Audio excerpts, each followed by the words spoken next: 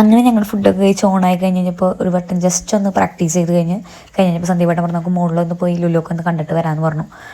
മുകളിൽ ഞങ്ങൾ ലുലു കാണാൻ പോയി കഴിഞ്ഞാൽ ചിലപ്പോൾ ഞങ്ങൾ പരിപാടികളൊന്നും നടക്കില്ല. അപ്പോൾ ഞങ്ങൾ അതിന് മുന്നേ ഞങ്ങൾ ചെയ്ത് തീർത്ത ഇച്ചിരി പണികളൊക്കെ ഉണ്ടായിരുന്നു. നാട്ടിൽ നിന്ന് കാവിടെ റാപ്പ് ചെയ്തിട്ട് കൊണ്ടുവന്നേ, മഴയൊക്കെ ആയിരുന്നല്ലോ, അപ്പോൾ അതുണ്ടായി. പിന്നെ പന്തം കിട്ടാനുണ്ടായി, അങ്ങനെ കുറച്ച് പരിപാടികളൊക്കെ ഉണ്ടായി. അപ്പോൾ ഞങ്ങൾ കുറച്ച് ആൾക്കാർ അതിന് പോയി. കാവടിയേക്കലും പരിപാടികൾക്കൊക്കെ കാവടി ഞാനും മീനാക്ഷി എല്ലായിട്ട് എല്ലാ പ്രാവശ്യം അയക്കാറ്, അക്ഷയചാണ്ടോടെ കയറി അയക്കാറ് കേട്ടോ. ഞങ്ങൾ ഈ പ്രാവശ്യം വെറുതെ ഞങ്ങളൊന്ന് കയറി അയച്ചു എന്നുള്ളൂ.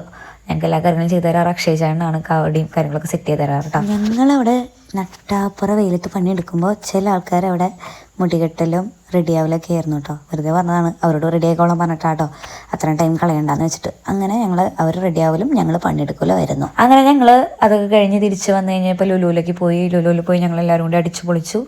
അതിൻ്റെ ഒന്നും വീഡിയോസ് വളരെ കുറവുള്ളതുകൊണ്ടാണ്